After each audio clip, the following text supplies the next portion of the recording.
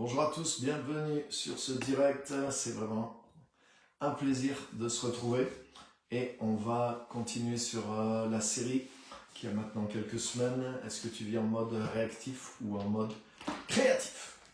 Donc très content de partager sur ce thème avec vous. Vous avez vu, j'ai des très bons retours sur ce thème aussi. On avait vu un tableau comparatif la semaine dernière, donc je l'ai envoyé à ceux qui l'avaient demandé.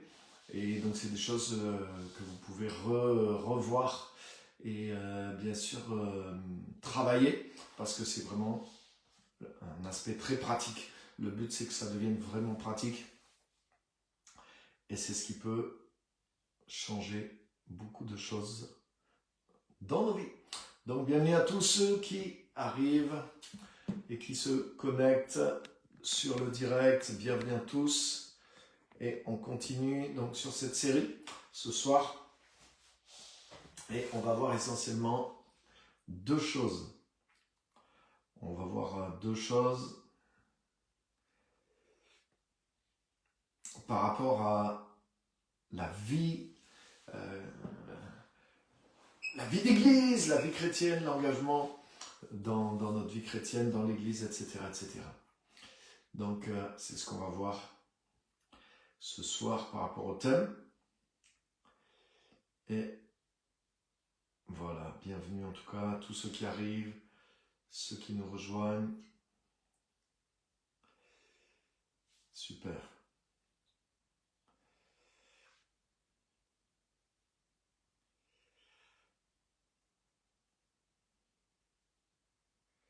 Ok.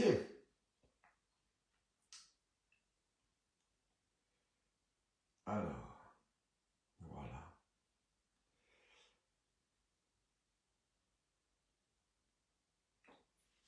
Ok, donc bienvenue tout le monde. Très content de se retrouver sur le direct. Bienvenue, Pasteur Simon et tous ceux qui sont là, qui arrivent, fidèles au poste. Donc aujourd'hui, on va continuer la série, mode créatif ou mode réactif. Comment est-ce qu'on vit notre vie? Et aujourd'hui, on va voir quelle est la part de notre foi. Et c'est pas parce que des fois les chrétiens pensent ça y est, j'ai la foi, j'ai la vie nouvelle et j'ai la bienheureuse espérance. Certains même,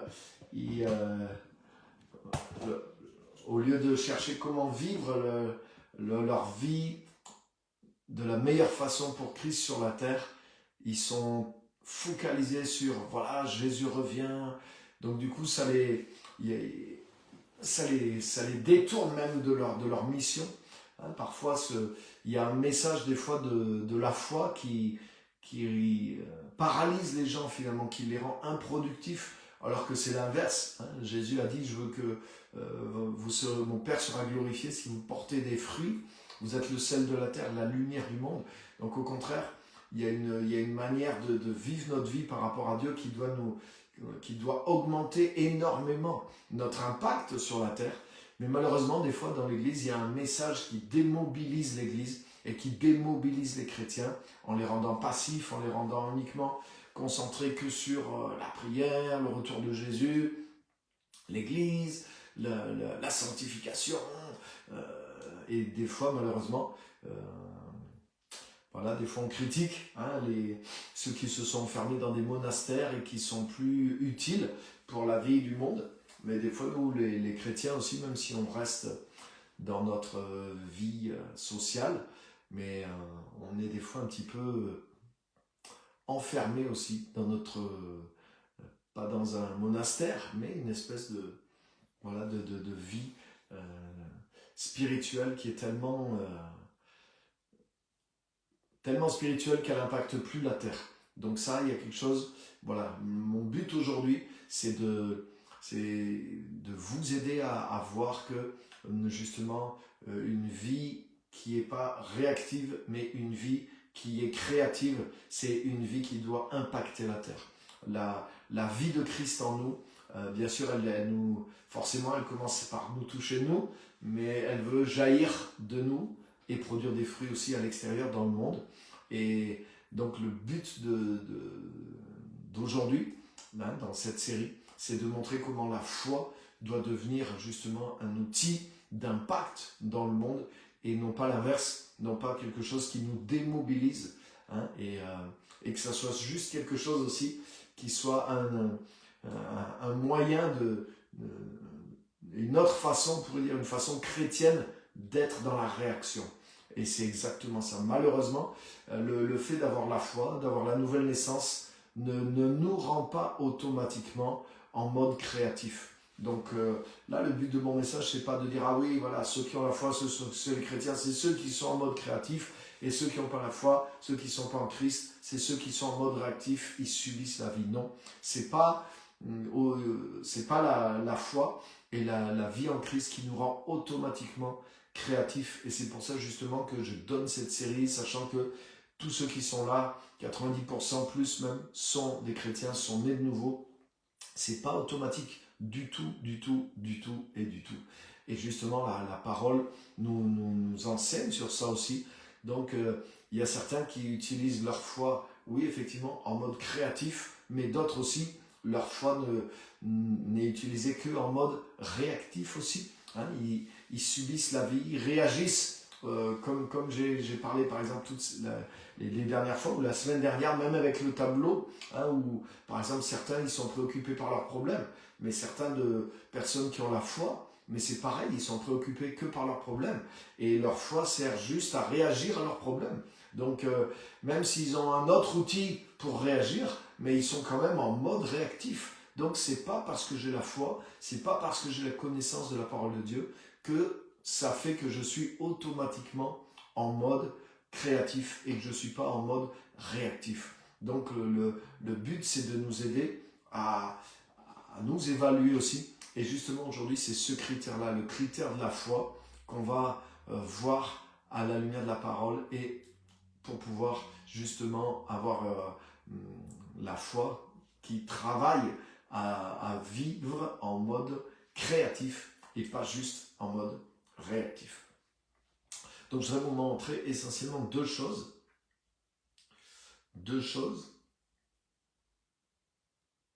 La première, c'est que voilà, la foi, le fait d'avoir la foi, ça conditionne bien sûr et ça touche notre vie intérieure, notre vie, on pourrait appeler notre vie de dévotion. C'est-à-dire, voilà, maintenant j'ai une relation avec Dieu, je prends du temps pour Dieu, je vais à l'église aussi pour développer ma relation avec Dieu. Donc tout ça, bien sûr, c'est bon, hein, c'est nécessaire à la vie chrétienne. Mais il y a quelque chose, ça doit me mener à une autre étape aussi, où justement, je vais agir avec ma vie est modifiée par Christ, et maintenant cette vie modifiée par Christ, je vais la rendre intentionnelle dans le monde pour pouvoir agir au nom du Seigneur dans le monde.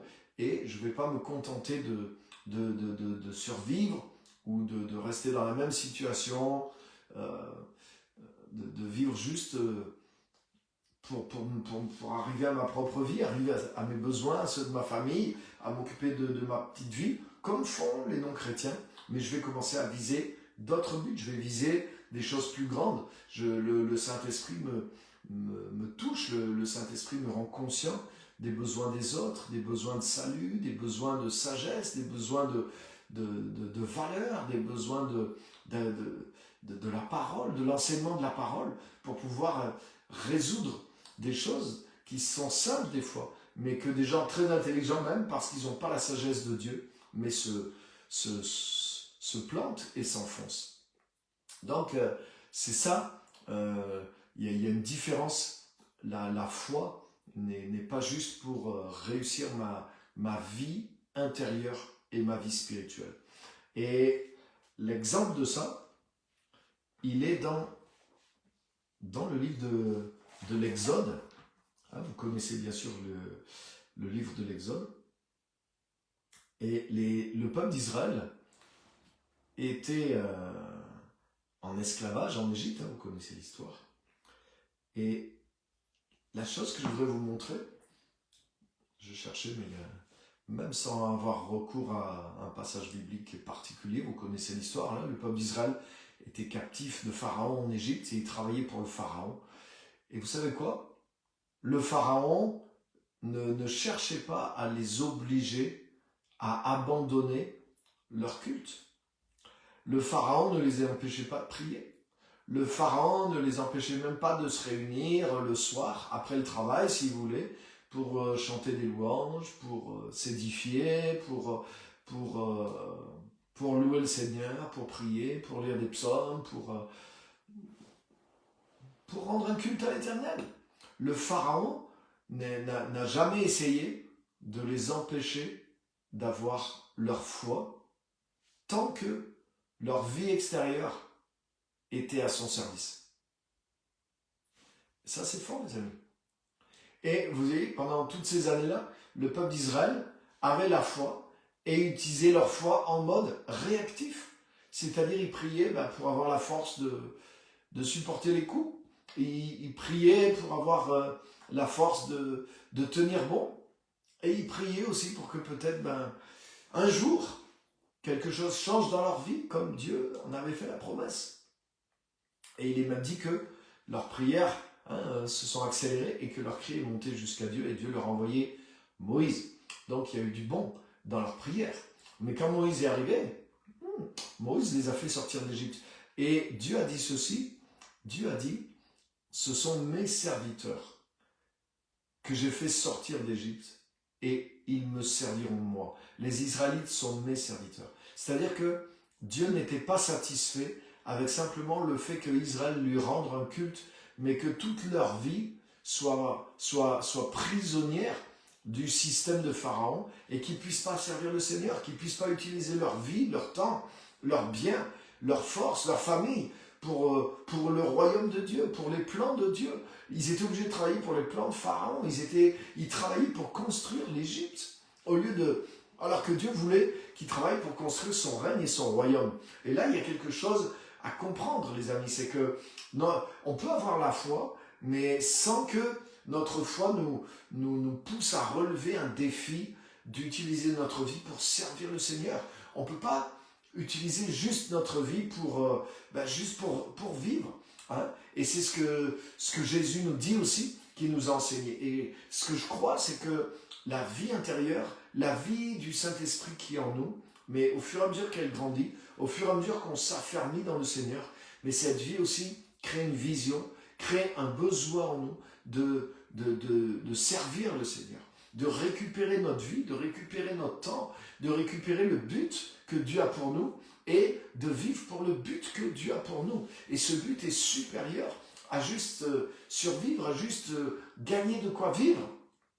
Et avec le développement de la vie de Christ en nous, notre vie extérieure doit aussi finir par changer et servir le Seigneur. C'est pas juste mon âme qui est sauvée et ma relation avec Dieu, mais ma vie entière, mon temps a été racheté, mon corps a été racheté. Comme Dieu a dit des Israélites, mais c'est de moi qu'ils sont les serviteurs. C'est pas de l'Égypte, c'est pas de Pharaon, c'est de moi qu'ils sont les serviteurs. Et Dieu ne s'est pas contenté de ce que le cœur des enfants d'Israël lui appartienne. Dieu ne s'est pas contenté de ce que l'esprit, les prières, les louanges, on pourrait dire le peuple d'Israël, ils étaient vraiment convertis. Ils ne vivaient pas dans le péché, leur cœur était tout entier à Dieu, ils avaient un culte personnel, ils avaient un culte collectif, ils obéissaient même en Égypte, ils étaient des bons citoyens, mais Dieu n'était pas satisfait avec ça. Dieu ne voulait pas qu'ils utilisent leur foi juste pour guérir des coups de fouet. Dieu ne voulait pas qu'ils utilisent leur foi juste pour subir la vie que l'oppression de Pharaon leur faisait subir. Mais Dieu voulait qu'ils soient assez libres pour pouvoir le servir. Dieu voulait qu'ils soient ses serviteurs. Dieu voulait qu'ils aient leur liberté. Dieu voulait que leur vie ne soit pas à réagir simplement à l'oppression. Dieu ne voulait pas que leur foi leur serve à supporter les difficultés que Pharaon leur imposait. Mais Dieu voulait qu'ils deviennent ses serviteurs et qu'ils aient la liberté de pouvoir le servir. Et Dieu a préparé pour ça un libérateur, Dieu a préparé une terre promise, Dieu a préparé un plan de foi, Dieu a préparé un plan de conquête pour qu'ils aillent s'installer dans la terre promise. Et vous connaissez l'histoire. Et ça a pris du temps, hein, ça a pris 2 générations pour qu'ils rentrent vraiment dans le plan que Dieu avait pour eux. Et ça paraît étrange. Mais en réalité, quand ils sont sortis du désert, on l'a vu, combien de fois ils ont voulu retourner en Égypte. Donc la liberté dans laquelle Dieu voulait les conduire n'était pas quelque chose de facile non plus. Et c'est ça les amis, Dieu nous appelle à vivre en mode réactif, créatif, pas en mode réactif. C'est-à-dire il ne nous a pas juste donné la foi, la relation avec lui, juste pour subir la vie, juste pour que ça nous aide à résoudre nos problèmes, à arriver de quoi vivre. Non, Dieu a un destin pour nous. Dieu a un plan pour nous. Et pour ça, il faut que je récupère mon temps. Il faut que je récupère de ma vie. Il faut que je trouve à accorder mon emploi du temps, mes talents, même ma profession, pour pouvoir servir le Seigneur. Et ça vaut le coup, même de passer quelques années s'il le fallait, pour transitionner, pour être vraiment dans l'appel, ou pour avoir le temps qu'il me faut pour pouvoir servir le Seigneur. En tout cas, faire en sorte que ma vie serve vraiment le Seigneur, que Dieu m'oriente dans mon travail, dans ma formation, dans le domaine dans lequel je sers, parce que je veux servir le Seigneur. Et je dis pas que tous, ça veut dire qu'on doit être pasteur ou quoi que ce soit, non. Dieu nous appelle dans différents travaux, dans différents métiers, dans différentes sphères, pour pouvoir faire une œuvre pour le Seigneur. Mais je ne suis pas juste obligé de vivre en chrétien dans un domaine professionnel, par exemple, qui n'est pas du tout mon appel, qui n'est pas du tout quelque chose dans lequel Dieu m'appelle. Oui, je peux faire un bon travail en tant que témoin de Christ dans un domaine qui n'est pas le mien. Et servir le Seigneur, c'est un certain niveau de service. Mais c'est le même niveau que les Israélites. Les Israélites pouvaient s'entretenir dans la foi, ils pouvaient même témoigner à leurs gardiens égyptiens. Ils pouvaient leur parler du Seigneur. Ils pouvaient démontrer qu'ils étaient différents, qu'ils avaient un cœur différent. Ils pouvaient faire un culte, ils pouvaient avoir des prières exaucées. Ils ont fait toutes ces choses-là. Ils ont rendu un témoignage en Égypte. Mais la volonté de Dieu, ce n'était pas qu'ils servent l'Égypte. La volonté de Dieu, c'était qu'ils soient ses serviteurs. C'est-à-dire qu'ils puissent être libérés dans son plan pour faire ce que Dieu avait prévu d'eux. Et ils ne sont pas tous devenus des sacrificateurs ou des prophètes.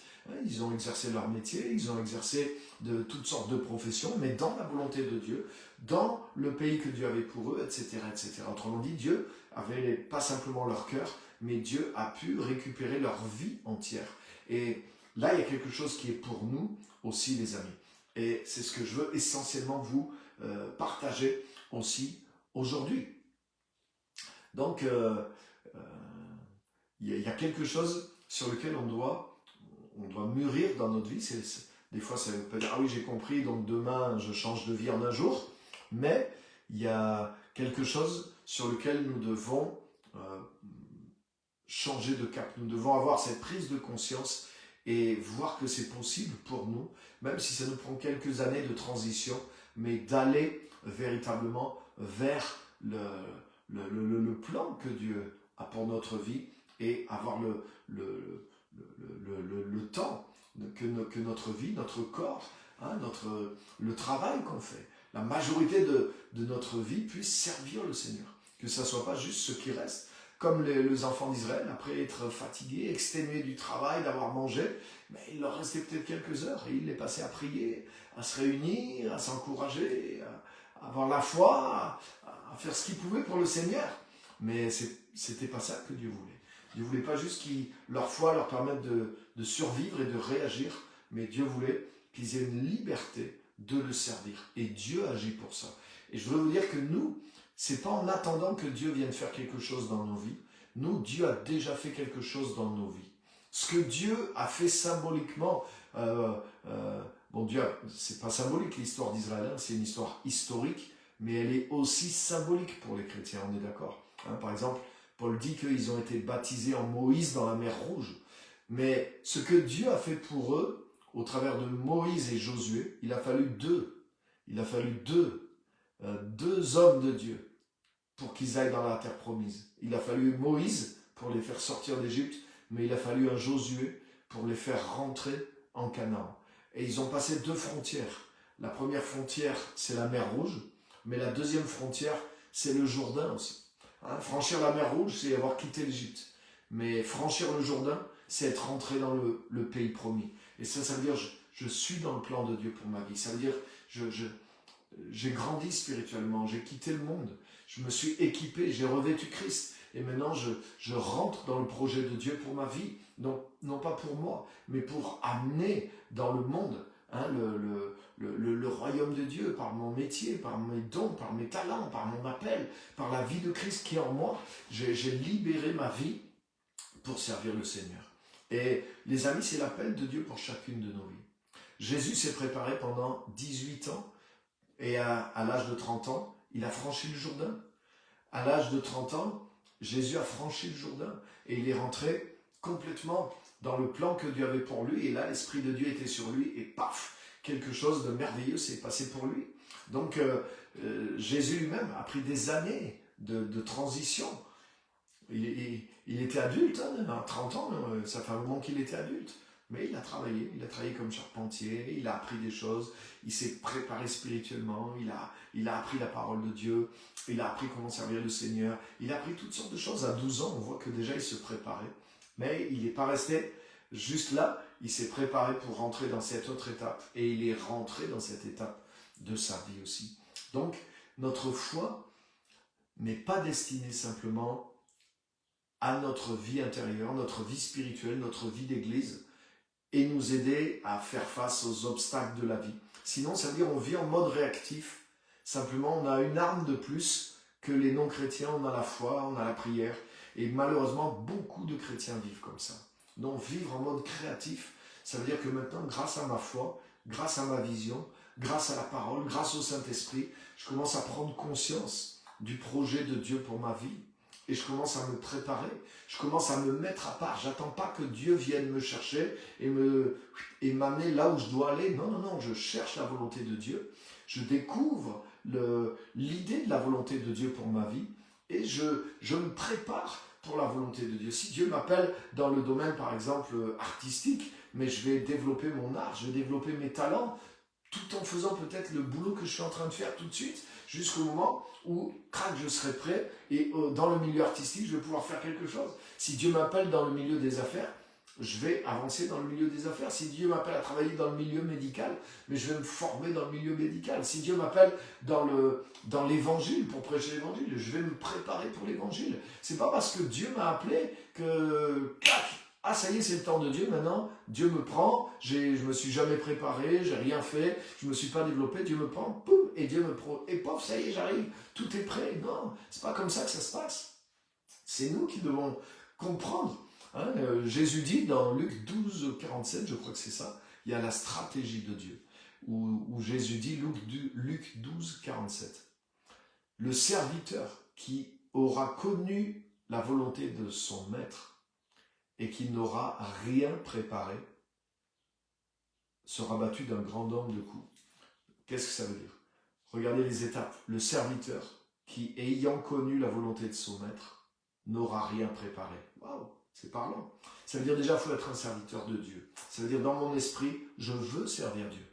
Je ne veux pas juste, merci Seigneur, je suis sauvé, et puis grâce à ma foi, je vais réussir toujours, je manquerai de rien, alléluia, j'ai une bonne église, j'ai mon club chrétien pour garder ma foi et j'ai ma petite vie qui va bien et Dieu va me garder jusqu'à son retour ou jusqu'à ma mort et je serai sauvé. Alléluia, non. Ça, c'est pas une mentalité de serviteur, c'est une mentalité de servi. C'est-à-dire, je suis servi par Dieu. L'Église nous sert. Même si on a un service dans l'Église, mais l'Église nous sert. L'Église, c'est quelque chose qui nous sert. Et on ne peut pas juste venir manger simplement toute notre vie. On va servir le Seigneur. Et on va servir le Seigneur non seulement dans notre Église, mais on va servir d'autres. On va aider d'autres à connaître le Seigneur. On va aider aussi à ce que les projets de Dieu avancent dans le monde. Dieu veut m'envoyer dans une sphère dans le monde, avec mon métier, avec mes dons, avec mes talents. Dieu a un plan précis pour moi, pour chacun d'entre nous, pour que j'amène quelque chose là-bas, pour que je change quelque chose, pour que j'amène Dieu là-bas, pour que j'amène le royaume de Dieu, pour que j'amène l'évangile, pour que j'amène quelque chose qui vient de Dieu. Dans le domaine dans lequel il m'envoie, j'ai un appel, j'ai une vocation, j'ai un service à accomplir avec ma vie. Donc je deviens serviteur de Dieu. Et Luc 12, 47 dit le serviteur qui, deuxième étape, ayant connu la volonté de son maître. Donc ça veut dire, la première chose, c'est réaliser que je suis appelé à servir et être dans cette mentalité. Je veux servir Dieu. Je veux vivre. Éphésiens 2, 10, Dieu m'a créé en Jésus-Christ pour des bonnes œuvres qu'il a préparées d'avance pour moi.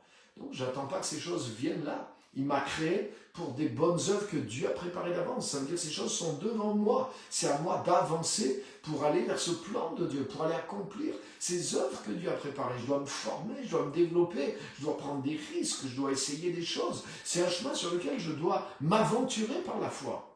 La foi, c'est une aventure. La foi, c'est une conquête. La foi, c'est pas une planque. La foi, c'est pas une planque. Et beaucoup de chrétiens, une fois qu'ils sont sauvés, qu'ils ont une bonne église, mais ils se sont trouvés, excusez-moi, mais une bonne planque, et dans lequel ils sont bien, dans lequel ils sont bien au chaud, et spirituellement aussi. Non, non, non, non, non. Tout ça, oui, c'est ton socle, mais c'est un socle qui est là pour te fortifier, parce que tu dois aller au combat, parce que tu dois aller conquérir, parce que tu dois aller envahir un endroit, tu dois aller te planter en tant que fils de Dieu dans un endroit dans lequel tu vas fructifier et porter du fruit. Dieu t'envoie comme un missionnaire dans le monde. Amen. Donc ça, c'est l'idée de Dieu. Le serviteur, numéro 1, qui, ayant connu la volonté de son maître. Donc tu dois rechercher, c'est quoi la volonté de Dieu pour moi? C'est quoi? Quelles sont les œuvres, Seigneur, que tu veux que je fasse d'avance? Moi, je me rappelle, quand je me suis converti, je me suis retrouvé j'avais 20 ans. Et donc, j'étais au début de ma vie. J'avais du choix devant moi. Qu'est-ce que je vais faire avec ma vie? Et j'avais mes parents qui me poussaient, fais des études, fais ceci, fais cela. Je me suis dit, oui, pourquoi pas? Et j'ai commencé à chercher Dieu. C'est quoi ton plan que tu veux pour ma vie? Qu'est-ce que tu veux pour ma vie, Seigneur? Et quand j'ai commencé à prier, le Saint-Esprit a commencé à agir et j'ai commencé à croire, mais Dieu m'appelle à le servir dans la parole. Hein? Dieu aurait pu m'appeler comme éducateur. J'ai essayé de faire éducateur spécialisé, ça n'a pas marché les études. Je n'ai pas été pris la première tentative que j'ai faite. Alors je me suis mis à prier. Et puis là, quand je me suis dit, est-ce que c'est ça, Seigneur? Est-ce que tu veux que je prêche la parole? Et là, le Seigneur m'a répondu, oui. Et il m'a dit, prépare-toi, parce que tu vas être à plein temps. Waouh! Donc, je me suis préparé pour un ministère à plein temps. Mais ça a pris des années. Mais je me suis préparé, j'ai fait des études, j'ai toutes les opportunités de service pour prêcher, je les ai prises, et ça pendant des années, et j'ai commencé à prêcher, à prêcher dans mon église, j'ai prêché dans les GBU, j'ai prêché partout où je pouvais prêcher, je prêchais, et j'ai commencé à servir le Seigneur, tenir des stands bibliques avec des pasteurs, partout où on pouvait faire, moi presque tous les jours de la semaine, j'étais dans le service de Dieu, et tout en ayant un boulot à côté pour vivre, mais je me suis préparé.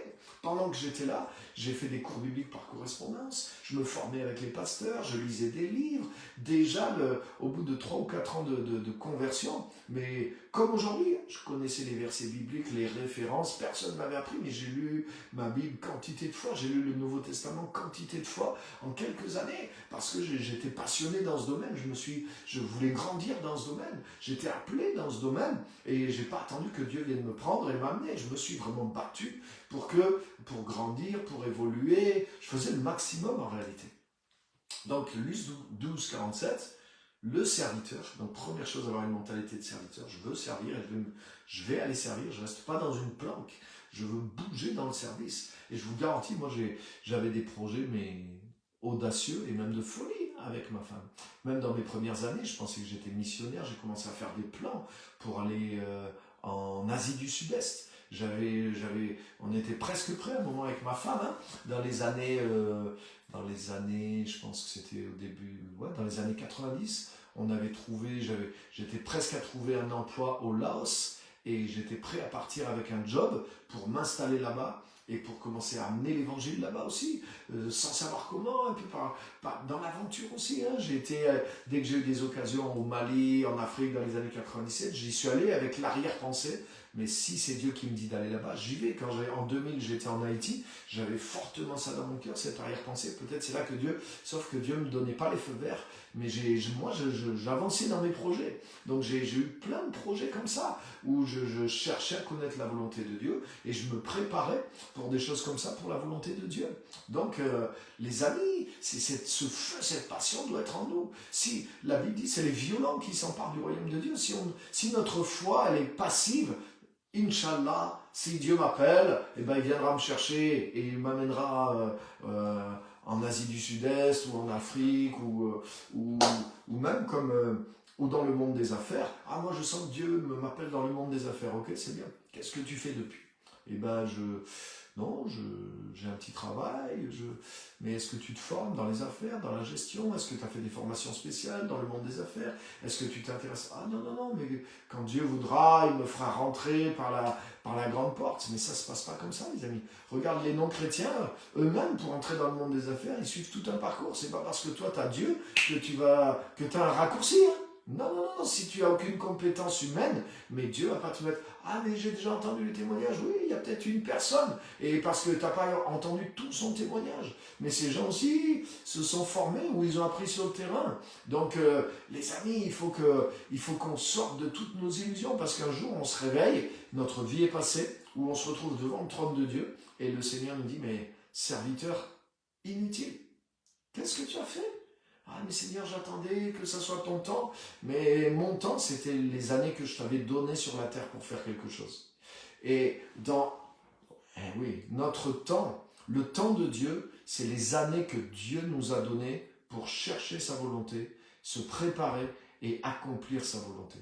Et là, dans Luc 12, 47, le Seigneur Jésus est très clair. Il dit, le serviteur qui, ayant connu la volonté de son maître, n'aura rien préparé. Donc ça veut dire que tu es censé devenir un serviteur, premièrement. Deuxièmement, tu es censé connaître la volonté de ton maître. Mais ça, mais si Dieu veut que je connaisse sa volonté, il a qu'à me la révéler. Inch'Allah. Non. Par la grâce de Dieu. Si Dieu le veut.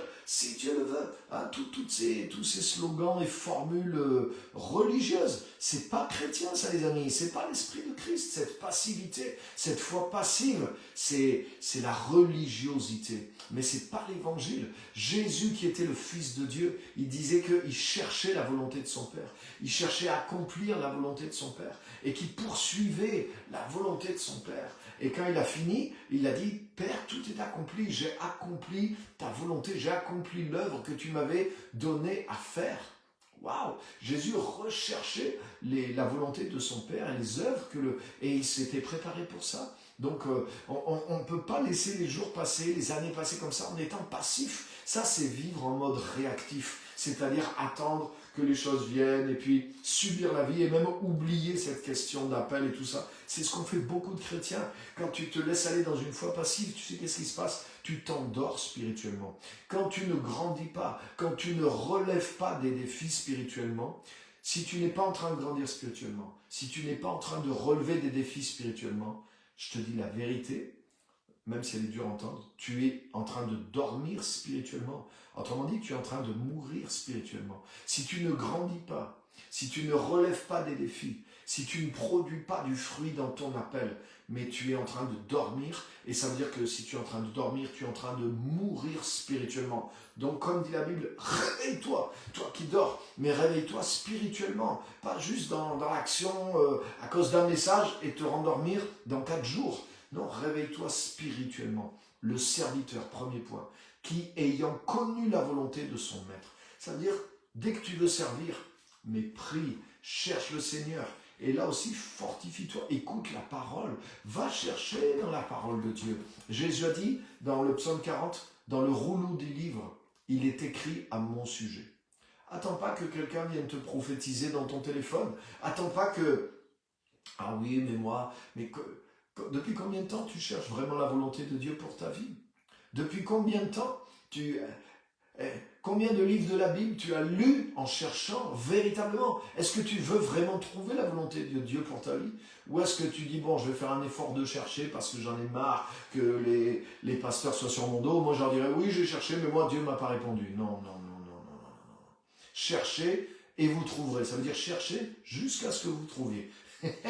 Frappez et on vous ouvrira. Demandez, cherchez, frappez et on vous ouvrira. Ça veut dire que tu dois persévérer jusqu'à avoir la réponse. Moi, je continue à chercher des choses de la volonté de Dieu. J'ai eu des directions qui m'ont amené jusque-là aujourd'hui, mais je passe une grande partie de ma vie à chercher maintenant. C'est quoi? Comment je dois faire? Ça tombe pas tout cuit. Et c'est parce que justement tu cherches, que tu grandis, que tu cherches la parole, que tu te formes avec des gens, que tu es toujours en développement pour t'améliorer, grandir et être meilleur dans l'accomplissement de la volonté de Dieu. C'est comme ça que tu progresses et c'est comme ça que tu vas vers les choses. Donc on ne peut pas être passif, on ne peut pas attendre que Dieu vienne le faire à notre place parce que c'est pas du tout comme ça que ça se passe dans le royaume de Dieu. Ce sont les violents qui s'emparent du royaume de Dieu et pas ceux qui s'endorment spirituellement.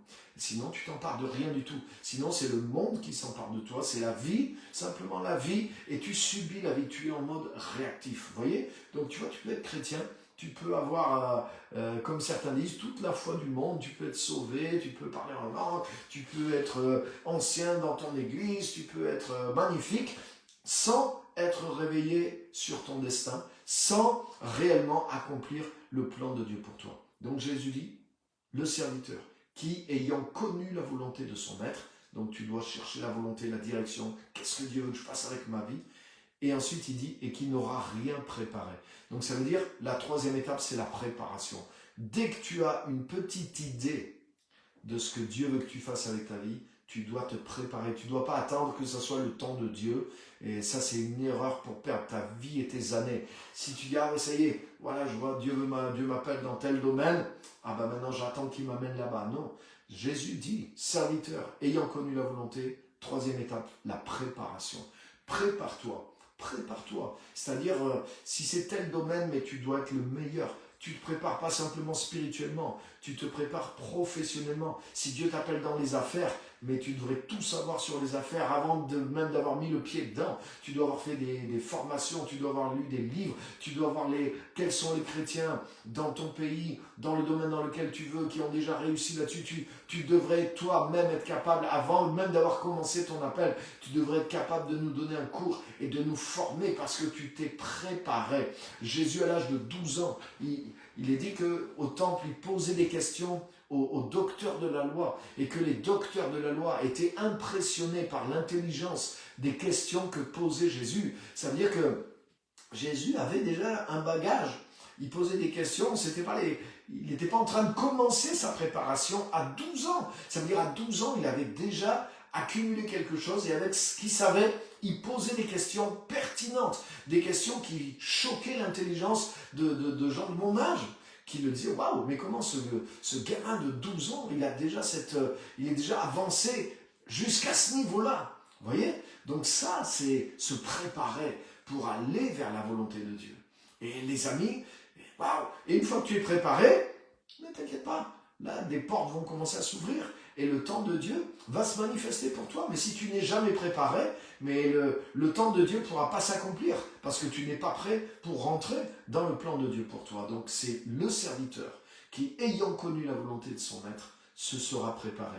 Il va rentrer pleinement dans la volonté de son maître. Et bien sûr, il va continuer de grandir et de se préparer pour les choses qui sont plus devant dans cet appel maintenant. Parce que ça continue. Tu continues d'apprendre, tu continues d'avancer. Il y a des choses, des nouvelles étapes dans la volonté de Dieu pour ta vie pour lesquelles tu as encore besoin de préparation. Donc la préparation, elle est continuelle dans notre vie. La vision, elle est continuelle et elle grandit. Au fur et à mesure que tu avances vers quelque chose, mais il y a quelque chose d'autre qui va vers toi. Alléluia! Moi, quand j'avais 20 ans ou 25 ans, je me rappelle d'un jour, j'ai vu un pasteur, il avait une quarantaine d'années, et voilà, il disait, voilà, il était là, aujourd'hui il s'occupait d'une église en France, il avait ceci, il avait cela. Waouh, j'avais l'impression, je me dis, waouh, moi quand je serai là, je serai arrivé. Mais ça fait quelques années que je suis là maintenant, hein, et même d'autres choses en plus. mais j'ai pas du tout l'impression que je suis arrivé. Je suis en train de poursuivre tellement de choses qui sont encore tellement loin devant moi. Et j'ai l'impression qu'il me faudrait, j'aimerais avoir 20 ans pour avoir encore 60 ans devant moi pour pouvoir faire tout ce que je veux faire. Et honnêtement, je me dis comment c'est possible, comment je vais, c'est au-delà même de ma vie, mais en tout cas, ou alors il faut que je m'accélère, mais je veux accomplir le but, je veux accomplir la mission qui est devant moi. J'ai l'impression que, oui, je vois bien que j'ai commencé quelque chose, mais je suis tellement loin, tellement loin, tellement loin dans mon domaine d'appel encore. Donc je grandis, j'apprends et je suis constamment dans cette préparation pour atteindre de plus grandes choses. Donc ça, les amis, c'est ce qui me permet de vivre une vie non pas réactive, mais une vie créative. En fait, sans arrêt, je suis en train de grandir en vue de quelque chose qui est devant moi. Et c'est ce qui fait que quand les opportunités arrivent, mais je suis prêt pour les opportunités. Les opportunités arrivent aux gens qui sont prêts. Dieu envoie les opportunités pour ceux qui se préparent. Ton rôle, c'est de te préparer. Et Dieu, lui, il envoie les opportunités. Mais ce n'est pas de te préparer une fois tous les 5 ans. C'est de vivre dans une continuelle préparation. C'est d'avoir déjà pris le sentier du plan de Dieu pour toi. C'est d'avoir quitté déjà juste ce que Jésus appelle la vie de mammon. C'est-à-dire de juste travailler pour nos besoins, comme font les païens. Et d'utiliser juste ma foi pour ça, pour que ça aille bien pour moi. Non, non, non, les amis. On a une autre dimension à vivre et notre foi doit servir vraiment à amener cette dimension. Notre foi, Dieu nous l'a donnée justement pour conquérir l'appel. La foi nous a permis de sortir d'Égypte, mais la foi que Dieu nous a donnée, la relation qu'il nous a donnée avec lui, elle nous permet maintenant d'aller nous installer dans la terre promise. Alléluia. Et c'était un autre défi pour le peuple d'Israël. Fuir l'Égypte sans avoir peur de se faire tuer par Pharaon, c'est une chose, ça veut dire l'ennemi te court après, et il faut que tu cours plus vite que lui. Tu as vu, il y a eu des solutions. Mais conquérir Canaan, ça veut dire c'est toi qui viens attaquer des villes fortifiées. C'est toi qui viens déloger quelqu'un pour prendre la place. C'est autre chose. C'est un autre défi. Et c'est tout ce que... Ça symbolise aussi ce que le Seigneur a fait de nous. Donc on doit grandir, on doit s'affronter à ces choses-là. On doit relever les défis et on doit venir s'installer dans notre terre promise. Amen. Le Pharaon, il s'en fichait des prières et des louanges et des psaumes du peuple d'Israël. Tant qu'il travaillait pour lui, il pouvait faire tout ce qu'il voulait. Ça ne le dérangeait pas. Tu sais, le diable aussi, ça ne le dérange pas trop. Même que tu sois sauvé, même que tu chantes des louanges, que tu pries, que ça aille bien pour toi, pour ta famille, ça ne le dérange pas trop.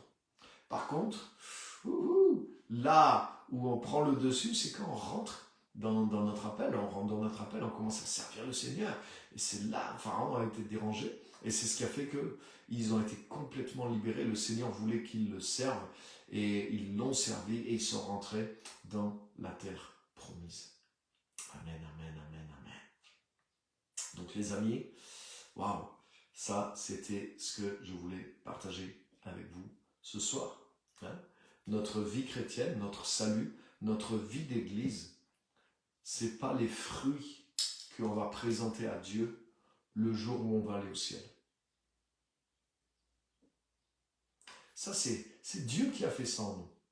Notre salut, notre sanctification, c'est l'œuvre de la croix. On n'a rien fait, c'est quelque chose qu'on a reçu. On a juste à s'affermir pour s'établir là-dedans. Mais maintenant qu'on est établi là-dedans, on doit aller vers les choses que comme je disais tout à l'heure, les œuvres bonnes que Dieu a préparées d'avance pour que nous les accomplissions. C'est ça qu'on va présenter à Dieu. On ne va pas présenter, regarde Seigneur, j'ai été sauvé. Mais ça y est, toute l'humanité est déjà sauvée dans la personne de Jésus. Il n'y a rien de notre part c'est pas une fierté qu'on va amener au Seigneur, ça c'est juste quelque chose qu'on va lui rendre grâce. On a reçu le salut, tout fait. Notre sanctification, notre mort, notre résurrection, être une nouvelle créature, être dans la foi, être fils de Dieu, tout ça on le découvre, ça nous prend du temps pour découvrir. Mais tout ça c'est l'œuvre de Jésus-Christ. Sur ça, il n'y a absolument rien à faire. Par contre, là où on doit tout faire, c'est maintenant quel est le plan de Dieu. Et c'est pour ça que je m'affermis dans mon identité, mais je vais avancer dans ma destinée. Et là, c'est pas Dieu qui le fait à ma place. C'est moi qui dois le faire. Oui, Dieu va être avec moi. Oui, Dieu va travailler avec moi. Oui, Dieu a tracé ça d'avance. Mais je dois user de violence. Je dois vraiment mettre toute ma force, toute ma vie pour aller là-dedans, pour me préparer, pour connaître ce but, pour me préparer pour ce but et pour combattre, pour accomplir ce but. C'est pas Dieu qui a fait les choses à la place de Jésus. C'est pas Dieu qui réveillait le Jésus pour qu'il aille prier. C'est pas Dieu qui réveillait Jésus pour qu'il aille prêcher dans toutes les villes d'Israël. Jésus a fait tout, en 3 ans, il a fait le tour de tout son pays. Il a prêché dans toutes les villes. C'est pas Dieu qui a appelé les disciples, qui les a envoyés vers Jésus. Non, c'est Jésus qui a été vers les disciples. Il a recruté, il les a pris, il les a formés. Il allait vers les foules. Ils n'avaient plus le temps pour se reposer. Il guérissait les malades. Il passait des heures, des journées à imposer les mains, à guérir les malades, à enseigner, à prêcher. Même le jour du repos, il travaillait. Ça, c'est pas Dieu qui l'a fait à la place de Jésus. C'est Jésus qui l'a fait avec Dieu, par la puissance de Dieu. Donc tout ça, pour nous, c'est la même chose. L'appel, c'est notre responsabilité, c'est notre travail. Oui, Dieu va nous guider, Dieu va nous équiper, Dieu sera avec nous, mais Dieu ne le fait pas à ta place. Ton salut, Dieu l'a fait à ta place. Ta sanctification, Dieu l'a fait. Ta justification, Dieu l'a fait. Le fait que tu sois fils de Dieu, Dieu l'a fait. Jésus a tout accompli pour ça. Mais ton appel, il n'est pas dans le tout est accompli de Jésus. Hein. Non. C'est ton salut, c'est ton statut, c'est ta nouvelle nature. Tout ce qui te permet de faire l'appel, Jésus l'a accompli. Du fait que tu étais un pécheur, jusqu'à ce que tu sois un fils de Dieu rempli du Saint-Esprit, tout ça, c'est l'œuvre de Christ. Et c'est en croyant en lui. Et c'est pour ça que tu vas à l'église, c'est pour ça que tu as besoin d'être enseigné, formé.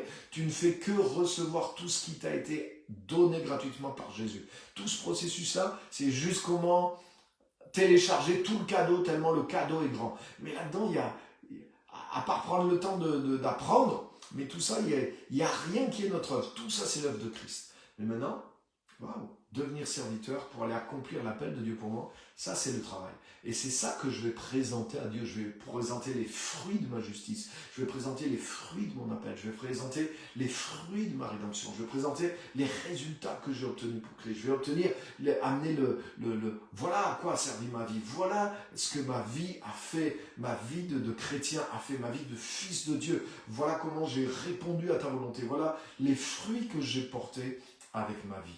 Et c'est ça que Dieu nous demandera de présenter, pas le nombre d'heures de louanges qu'on a écoutées ou de prières. Ça, on l'a fait pour nous, les amis. On l'a fait juste pour affermir, pour nous installer, pour être fort dans le don qu'on a reçu. Ça, c'est juste, c'est comme manger. Ton patron, il ne te paye pas pour... c'est comme si tu disais à ton patron, ouais, mais ce mois-ci, j'ai pris 30 petits déjeuners avec des œufs, j'ai mangé 20 beefsteaks, 4 poulets.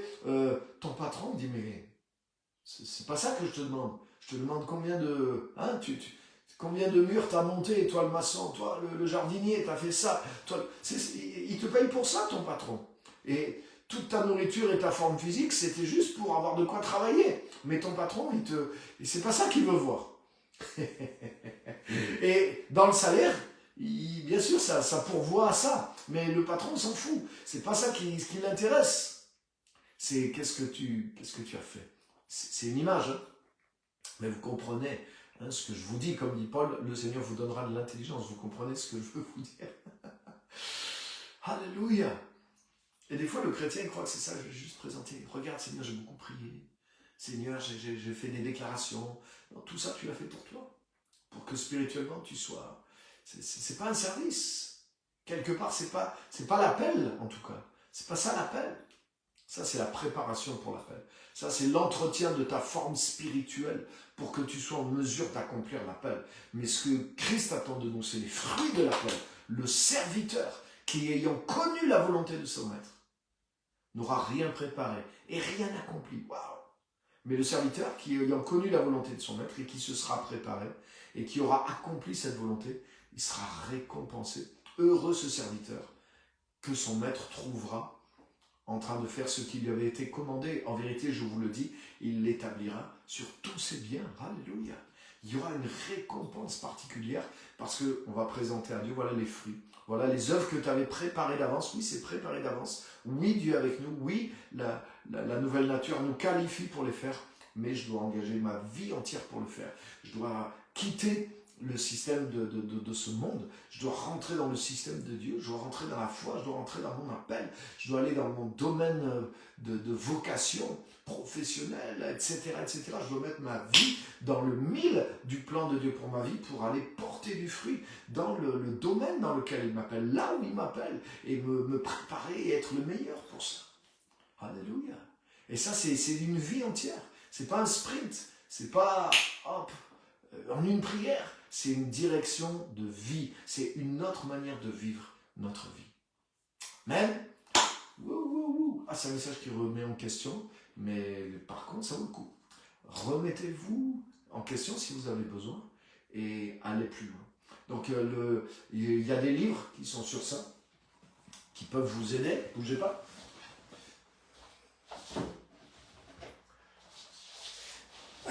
Regardez là, j'ai toute ma collection maintenant là. Mais les livres qui vont vous aider pour arriver là, c'est celui-ci. Ne vous contentez pas d'exister. Voilà, il va vous, pas que vous aider, il y a carrément la révélation, mais la méthodologie, les questions, les ateliers même pratiques. Ce livre-là, j'ai tout mis dedans pour vous amener de là où vous êtes, de la case départ jusqu'à l'arrivée. Il y a celui-là aussi qui peut vous arriver, qui peut vous aider, justement pour rechanger votre vie et la recaler sur le plan de Dieu, etc. J'ai eu la chance de rater ma vie.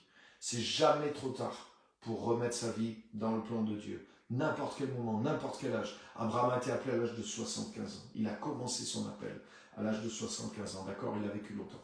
Mais ce livre-là va vous aider également pour pouvoir faire ça. Voilà, donc c'est ce que je voulais partager avec vous ce soir. Je ne fais pas plus long, je suis dans le timing. Et donc, si vous avez des remarques, des questions, allez-y, mettez-les en commentaire. Je veux juste regarder les commentaires en même temps et relever vos questions. Et puis je vais rendre l'antenne rapidement puisque mon temps s'est déjà écoulé. Donc merci à tous d'avoir été là. Et n'oubliez pas de partager le message. Si ces thématiques-là, elles vous touchent vraiment et que vous êtes prêts à vous investir en vous pour aller dans ces choses-là, j'ai un week-end aussi à la fin du mois de juin, du 21 au 23 juin, construire une vie intentionnelle, un week-end intensif pour des gens qui en veulent, pour des gens qui ont déjà un certain leadership, qui ont déjà commencé à avancer leur vie dans le service de Dieu et qui veulent aller plus loin, qui veulent être maîtres du processus. Si par exemple tu attends toujours après une opportunité ou que quelqu'un te propose quelque chose pour un service, et tu dis c'est comme ça que Dieu va me faire avancer, je prie pour que quelqu'un m'ouvre les portes, et tu attends devant des portes fermées ou que des portes s'ouvrent. Non, je voudrais te le montrer. Dans ce week-end, tu vas apprendre comment prendre les choses en main, et tu vas voir, tu ne vas plus attendre aucune porte qui s'ouvre pour toi. Et tu vas toi-même avancer, et Dieu lui-même t'ouvrira les bonnes portes, parce que c'est comme ça que ça marche. Et tu vas avancer en construisant cette vie de but, et de A à Z, tu vas voir, tu vas découvrir la pensée de Dieu et tu vas plus perdre ton temps, tu vas plus dépendre des gens, tu vas plus dépendre des circonstances, tu vas plus dépendre même d'attendre qu'un miracle arrive, parce que tu vas comprendre les principes du royaume de Dieu et en les appliquant, tu vas avancer dans ce miracle qui est déjà là, parce que Dieu a déjà préparé des choses d'avance pour que tu avances sur ce chemin. Donc rester attendre, c'est pas la volonté de Dieu. Donc si vous êtes intéressé, allez sur ma page Facebook, vous allez voir, il y a un événement, ou écrivez-moi en message privé si vous ne trouvez pas, et je vais vous envoyer tous les détails pour vous inscrire. C'est un week-end, une retraite dans un gîte en Auvergne, et on va passer le week-end ensemble sur ces choses-là, et je vous garantis, si vous venez bien disposé, prêt à bosser aussi parce que c'est un week-end intense, mais vous aurez une sagesse, une transformation à vie, jusqu'à la fin de votre vie, ça vous aidera. Si vous le mettez en place, bien sûr, c'est pas magique non plus, c'est vous, mais je vais vous donner les principes et les choses qui marchent pour ma vie et qui ont marché pour tellement d'autres gens aussi. Donc ça, c'est à la fin du mois de juin, week-end intensif. Donc voilà, donc merci à tous, n'oubliez pas de partager, n'hésitez pas à partager ce live aussi, c'est un message qui va aider beaucoup de gens, et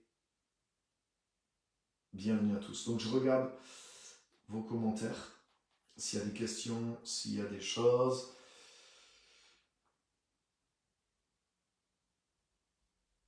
Jésus a tout accompli, notre mission, aller par tout le monde, prêcher la bonne nouvelle. Amen. Ouais, Jésus a tout accompli pour nous rendre capables de faire la mission. Mais la mission, c'est à nous de la faire, exactement. Et il y a non seulement amener l'évangile, mais c'est amener la transformation dans les nations, en fait, de toutes les nations des disciples. Là, je pourrais vous faire tout un message là-dessus. Ce n'est pas simplement des gens, mais c'est les nations elles-mêmes qui doivent devenir des disciples. Lisez ce verset, ceux qui sont intéressés dans la version Darby. Et vous allez voir. Alléluia. Ok, donc je ne vois pas d'autres commentaires. Donc, bienvenue à tous. Et Macha, de la région parisienne, bienvenue. Donc, bienvenue à tous ceux qui étaient là ce soir. Partagez ce message. Je sais qu'il y en a plusieurs qui le regardent en différé, même des pasteurs, et qui sont édifiés, qui utilisent vraiment ces messages. Mon ami le pasteur Serge, si tu regardes tout à l'heure, sois béni, il vient juste de rentrer sur le Congo, mais lui me dit qu'il réécoute ces messages 4, 5, 6, 7 fois pour pouvoir les appliquer. Wow. Et c'est exactement ce qu'il faut faire. Donc merci à tous, que Dieu vous bénisse et à la semaine prochaine pour la suite de cette super série qui est transformationnelle.